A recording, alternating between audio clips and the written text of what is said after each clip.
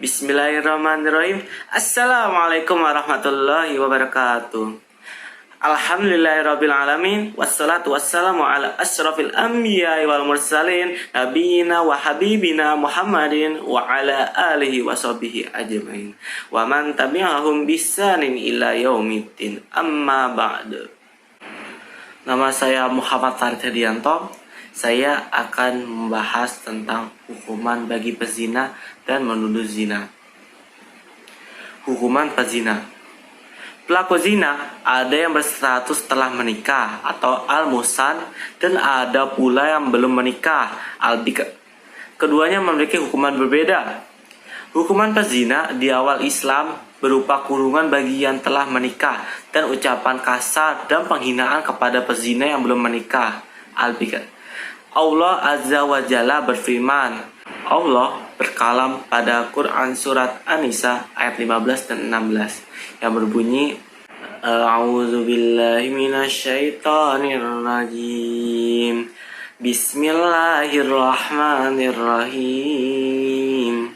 Wallati yatina al-fahishata min nisaikum fastashhidu alaihinna arba'atam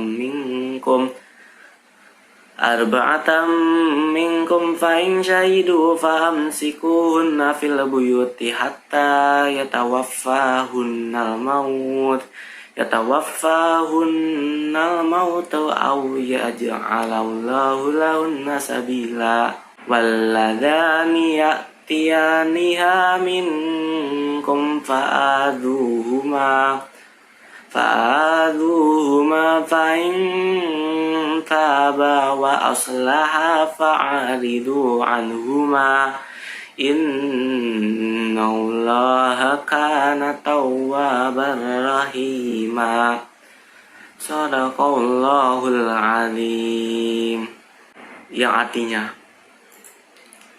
dan terhadap para wanita yang mengerjakan perbuatan keji, hendaklah Anda 4 orang saksi di antara kamu yang menyaksikannya. Kemudian apabila mereka telah memberi persaksian, maka kurunglah mereka wanita-wanita itu dalam rumah sampai mereka menemui ajalnya, atau sampai Allah memberi jalan lain kepadanya. Dan terhadap 2 orang yang melakukan perbuatan keji di antara kamu, maka berilah hukuman kepada keduanya. Kemudian jika keduanya bertaubat dan memperbaiki diri, maka biarkanlah mereka. Sesungguhnya Allah Maha Penerima Taubat lagi Maha Penyayang. Quran surat An-Nisa ayat 15 dan 16. Kemudian sanksi itu diganti dengan rajam atau dilempar batu bagi yang telah menikah atau al-musan, dan dicampur 100 kali bagi yang belum menikah atau al-bikr, dan ditambah pengasinan setahun. A. Pezina al-musan. Pezina yang pernah menikah atau al-musan dihukum rajam, dilempar dengan batu sampai mati. Hukuman ini berdasarkan Al-Quran, hadis mutawir, dan ijma kaum muslimin. Ayat yang menjelaskan tentang hukuman rajam dalam Al-Quran meski telah dihapus lafaznya, namun hukumnya masih tetap diberlakukan. Umar bin Khattab radhiyallahu anhu menjelaskan dalam khutbahnya, sesungguhnya Allah telah menurunkan Al-Quran kepada nabinya, dan di antara yang diturunkan kepada beliau adalah ayat rajam. Kami telah membaca, memahami, dan mengetahui ayat itu. Nabi SAW telah melaksanakan hukuman rajam, dan kami pun telah melaksanakannya setelah beliau. Aku khawatir apabila zaman telah berlalu lama, akan ada orang-orang yang mengatakan, kami tidak mendapatkan hukuman rajam dalam kitab Allah, sehingga mereka sesat lantaran meninggalkan kewajiban yang Allah Azza wa Jalla telah turunkan. Sungguh hukuman rajam adalah benar dan ada di dalam kitab Allah untuk orang yang berzina apabila telah pernah menikah atau al-musan, bila telah terbukti dengan persaksian atau kehamilan atau pengakuan sendiri. Ini adalah persaksian Khalifah Umar bin Khattab radhiyallahu anhu di atas mimbar Rasulullah SAW yang dihadiri para sahabat. Sementara itu tidak ada seorang pun yang mengingkarinya. Sedangkan lafaz ayat rajam tersebut diriwayatkan dalam Sunan Ibnu Majah berbunyi, wasyaikhu wasyaikhatu idza zanaya farjumuhumal batah nakala minallahi wallahu azizun hakim. Yang artinya, syekh lelaki dan perempuan apabila keduanya berzina, maka rajamlah keduanya sebagai balasan dari Allah Subhanahu wa taala, dan Allah Maha Perkasa lagi Maha Bijaksana. Sedangkan dasar hukuman rajam yang berasal dari sunnah, maka ada riwayat mutawatir dari Rasulullah Shallallahu Alaihi Wasallam, baik perkataan maupun perbuatan yang menerangkan bahwa beliau Shallallahu Alaihi Wasallam telah merajam pezina yang al-musan. Ibnu Al-Munzir rahimahullah menyatakan para ulama telah berijma atau sepakat bahwa orang yang dihukum rajam terus-menerus dilempari batu sampai mati. Ibnu Qudamah rahimahullah menyatakan kewajiban merajam pezina al-musan baik lelaki atau perempuan adalah pendapat seluruh para ulama dari kalangan sahabat, tabi'in, dan ulama-ulama setelah mereka di seluruh negeri Islam, dan kami tidak mengetahui ada khilaf atau perbedaan pendapat di antara para ulama kecuali kaum Khawarij. Meski demikian, hukuman rajam ini masih saja diingkari oleh orang-orang Khawarij dan sebagian cendekiawan modern, padahal mereka tidak memiliki hujjah dan hanya mengikuti hawa nafsu, serta nekat menyelisih dalil-dalil syar'i dan ijma' kaum muslimin. Wallahu musta'an. Hukuman rajam khusus diperuntukkan bagi pezina al-musan yang sudah menikah dengan sahret, karena ia telah menikah dan tahu cara menjaga kehormatannya dari kemaluan yang haram, dan dia tidak butuh dengan kemaluan yang diharamkan itu. Juga ia sendiri dapat melindungi dirinya dari ancaman hukuman zina. Dengan demikian, uzurnya alasan yang sesuai syara, terbantahnya dari semua sisi, dan dia telah mendapatkan kenikmatan sempurna. Orang yang telah mendapatkan kenikmatan sempurna lalu masih berbuat kriminal, maka kejahatannya, jinayahnya lebih keji sehingga ia berhak mendapatkan tambahan siksaan. Syarat al-musan. Rajam tidak diwajibkan kecuali atas orang yang dihukumi al-musan.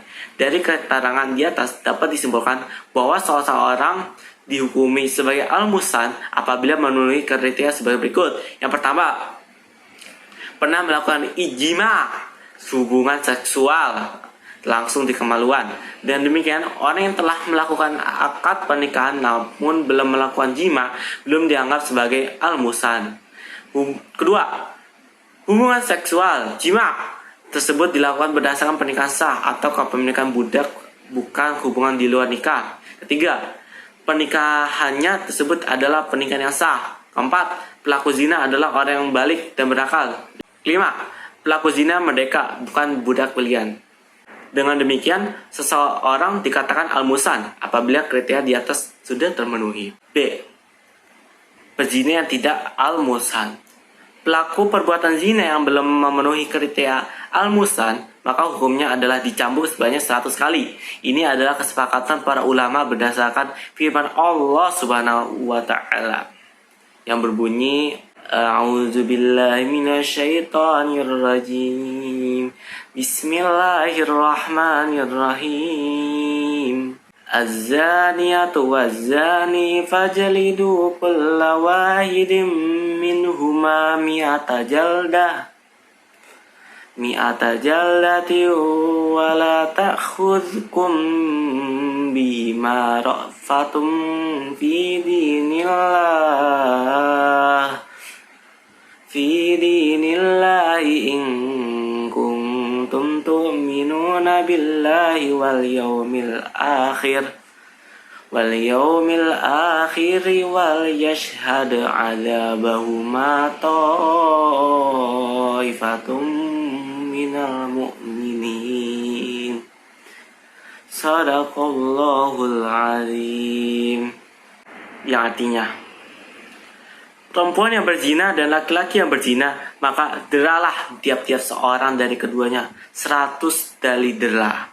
Dan janganlah belas kasihan kepada keduanya mencegah kamu untuk menjalankan agama Allah. Jika kamu beriman kepada Allah dan hari akhir, dan hendaklah laksanakan hukuman mereka disaksikan oleh sekumpulan orang-orang yang beriman. Quran Surat An-Nur ayat 2. Al-Wazir rahimahullah menyatakan para ulama sepakat bahwa pasangan yang belum al-musan dan merdeka bukan budak. Apabila mereka berzina, maka keduanya dicambuk atau dera masing-masing 100 kali. Hukuman mati dengan dirajam diringankan buat mereka menjadi hukuman cambuk karena ada uzur, alasan syar'i, sehingga darahnya masih dijaga. Mereka dibuat jera dengan disakiti seluruh tubuhnya dengan dicambukkan, kemudian ditambah dengan diasingkan selama setahun menurut pendapat yang raja. Berdasarkan sabda Rasulullah SAW, Khudu'ani qad ja'alallahu lahunna sabila al-bikru bil-bikri jildu mi'atin wa tawribu am, yang artinya ambillah dariku, sungguh Allah telah menjadikan bagi mereka jalan yang belum al-musan dikenakan 100 dera dan diasingkan setahun. Hadis riwayat Muslim. Syekhul Islam Ibnu Taimiyah rahimahullah menyatakan apabila tidak musan maka dicambuk 100 kali berdasarkan Al-Quran dan diasingkan setahun dengan dasar sunnah Rasulullah SAW. Kekhususan hukuman pezina. Allah Subhanahu wa Ta'ala memberikan 3 karakteristik khusus bagi hukuman zina. Yang pertama, hukuman yang keras, yaitu rajam untuk al-musan, dan itu adalah hukuman mati yang paling mengenaskan dan sakitnya menyeluruh keseluruhan badan. Juga cambukan bagi yang belum al-musan merupakan sisakan terhadap seluruh badan ditambah dengan pengasingan yang merupakan siksaan batin. Kedua, manusia dilarang merasa tidak tega dan kasihan terhadap pezina. Ketiga, Allah memerintahkan pelaksanaan hukum ini dihadiri sekelompok kaum mukminin. Ini demi kemaslahatan hukuman dan lebih membuat jera. Hal ini disampaikan Allah Subhanahu wa Ta'ala dalam firman-Nya, yang artinya itu perempuan yang berzina dan laki-laki yang berzina, maka delalah tiap-tiap seorang dari keduanya 100 kali dela. Dan janganlah belas kasihan kepada keduanya, mencegah kamu untuk menjalankan agama Allah. Jika kamu beriman kepada Allah dan hari akhirat, dan hendaklah pelaksanaan hukuman mereka disaksikan oleh sekumpulan dari orang-orang yang beriman. Syarat penerapan hukuman zina. Dalam penerapan hukuman zina diperlukan syarat-syarat sebagai berikut. Yang pertama, pelakunya adalah seorang mukallaf, yaitu sudah balik dan berakal atau tidak gila. Kedua, pelakunya berbuat tanpa ada paksaan. Ketiga, pelakunya mengetahui bahwa zina itu haram walaupun belum tahu hukumannya. Keempat, jima atau hubungan seksual terjadi pada kemaluan. Kelima, tidak ada syubhat. Hukuman zina tidak diwajibkan dilakukan apabila masih ada syubhat seperti menzinahi wanita yang ia sangka istrinya atau melakukan hubungan seksual karena pernikahan batil yang dianggap sah atau diperkosa dan sebagainya. Ibnu al-Munzir rahimahullah menyatakan semua para ulama yang saya hafal ilmu dari mereka telah berijma' atau bersepakat bahwa had hukuman dihilangkan dengan sebab adanya syubhat. Keenam, zina itu benar-benar terbukti dia lakukan. Pembuktian ini dengan 2 perkara yang sudah disepakati para ulama, yaitu pengakuan dari pelaku zina yang mukallaf dengan jelas dan tidak mencabut pengakuannya sampai hukuman tersebut akan dilaksanakan. Persaksian 4 saksi yang melihat langsung kejadian, sebagaimana dijelaskan dalam firman Allah Subhanahu wa Ta'ala pada Quran surat An-Nur ayat 13. A'udzubillahi minasyaitonirrajim. Bismillahirrahmanirrahim. Laula ja'u alaihi bi'arba'ati syuhada